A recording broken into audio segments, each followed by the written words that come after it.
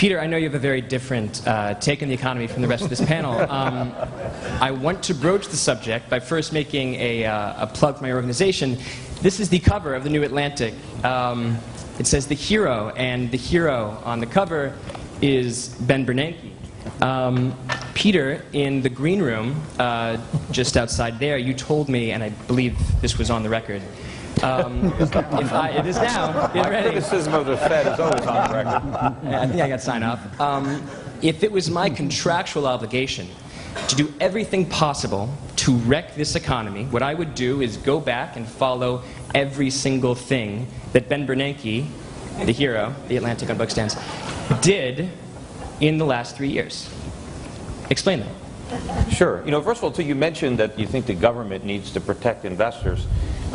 Investors need protection from government. They need protection from people like Ben Bernanke. I mean, he is the greatest threat to American investors. He's got interest rates artificially low, which is robbing savers of their return. He's destroying the value of our currency, the dollar.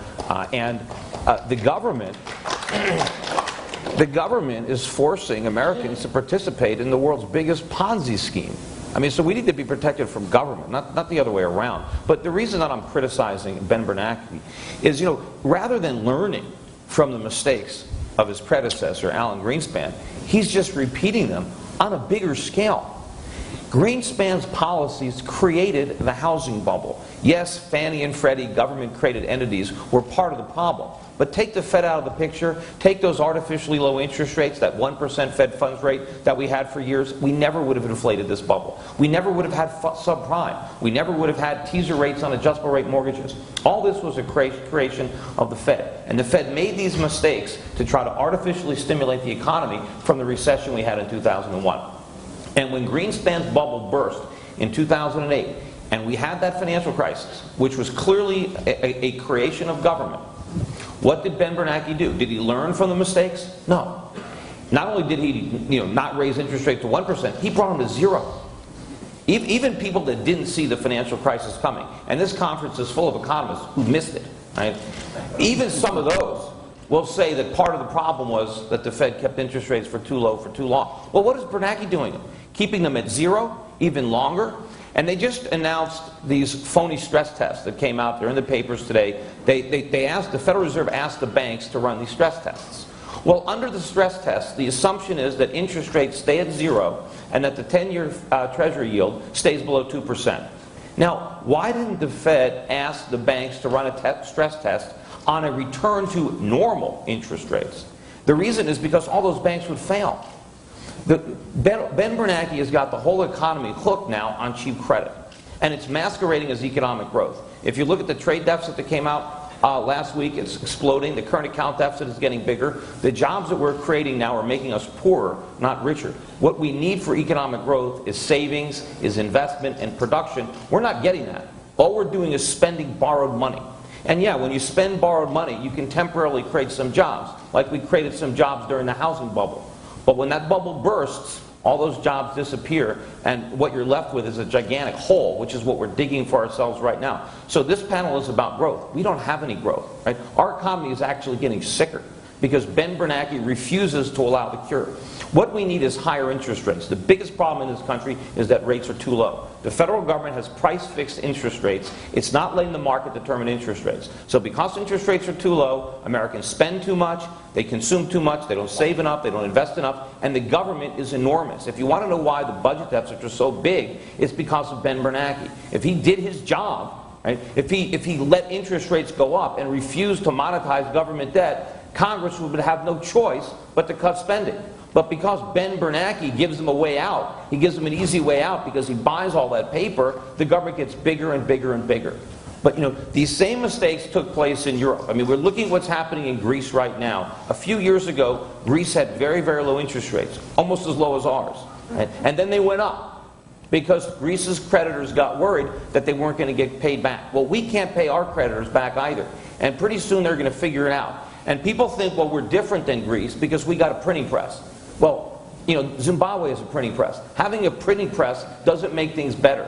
It makes it worse. What good is it if you get your money back and it has no value? But that is the crisis that we're heading for. We're going to have a sovereign debt crisis, a currency crisis, and this next collapse that's coming, and it's not years and years away, it's coming soon, is going to be much worse than what happened in 2008. Thanks, Peter. I will take a manufacturing job against 2 service jobs anytime. Anytime. Yeah. Let me say something about manufacturing. Sure. Yeah.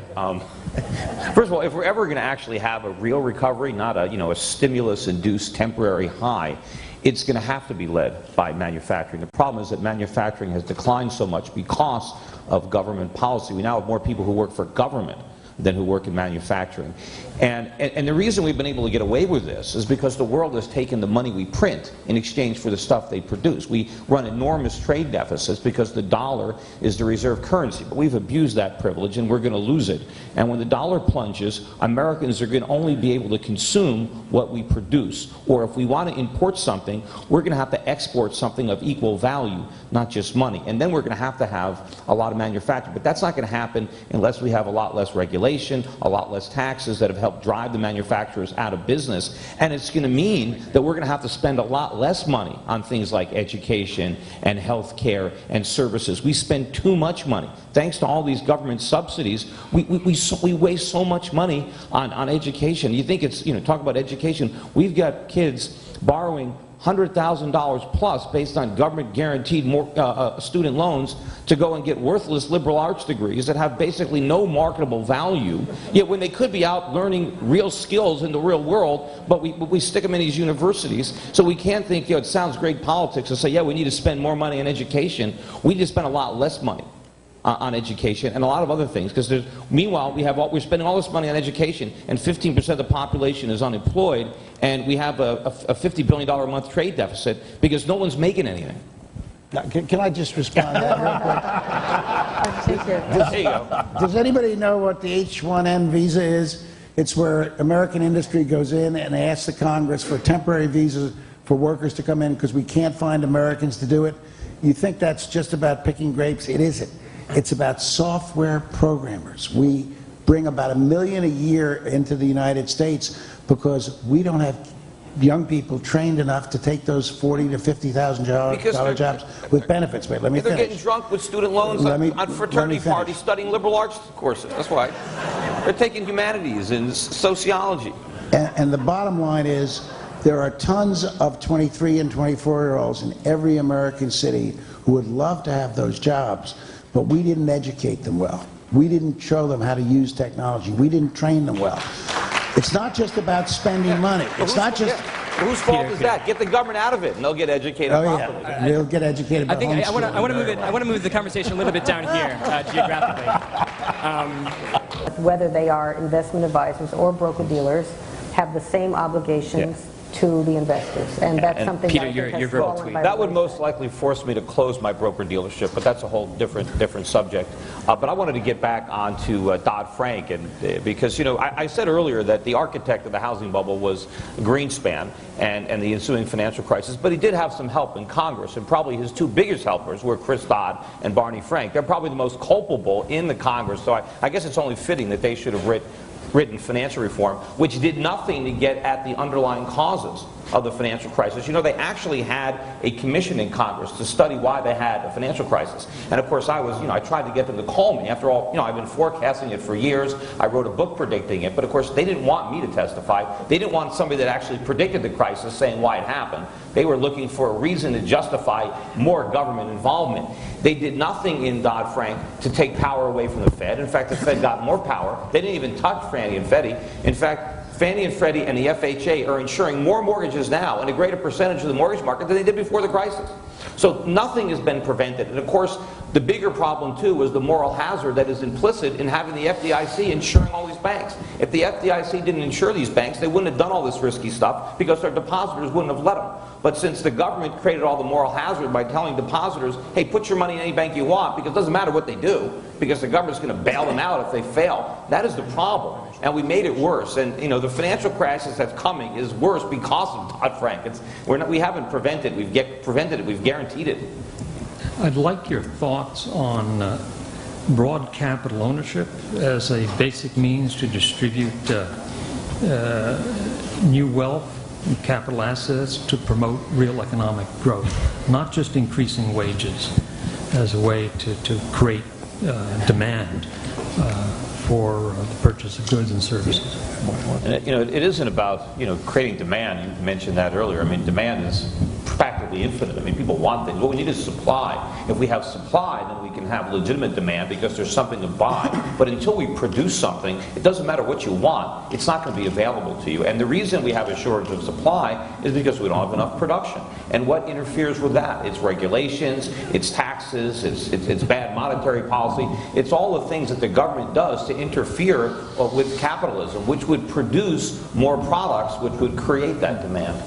I want to bring in a live wire here, which is the teachers' union, which hasn't really been touched. And I think many of us know that the cost of the pensions for the teachers is higher than what's being spent on education, so obviously there's a disconnect there. The question I have is, if we're not looking at that, or should we look at that, if you were given the opportunity to redesign how education would be done in this country, what would it look like? I've heard so far, first, get rid of liberal arts. That's quite extreme. and then I heard, go become a UPS driver or whatever.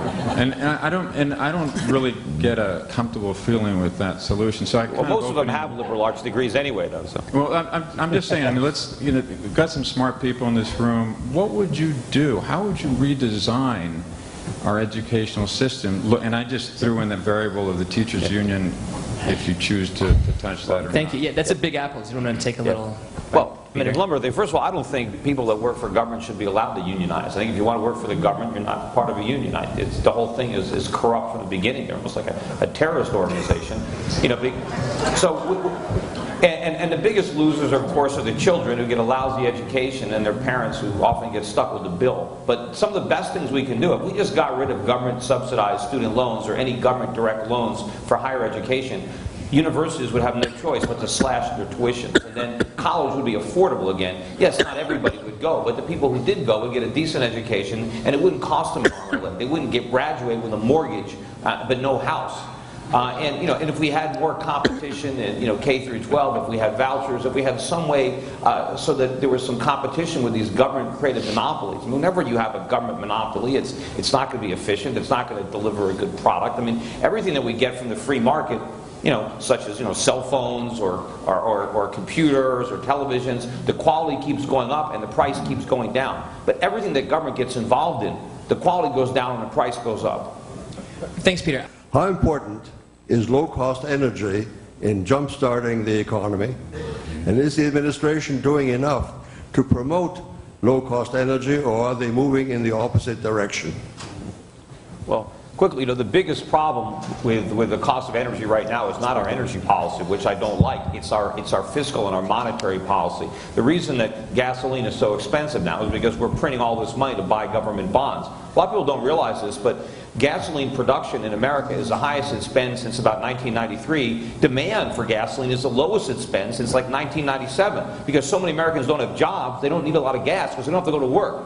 But the reason that gas is so expensive is because we're printing so much money. And if we keep destroying the value of our money, then the price of gas is going to go up. But if you take a look at the price of gas in terms of real money, back in the 1950s you could buy a gallon of gasoline for 25 cents. You can still buy a gallon of gasoline full service for 25 cents and get change. The thing is, you need the same quarter because it's made of silver. So when you have real money, prices go down. When you have funny money, when you have fiat money, prices go up. And unfortunately, they're going to go a lot higher, and that is going to further undermine our economy.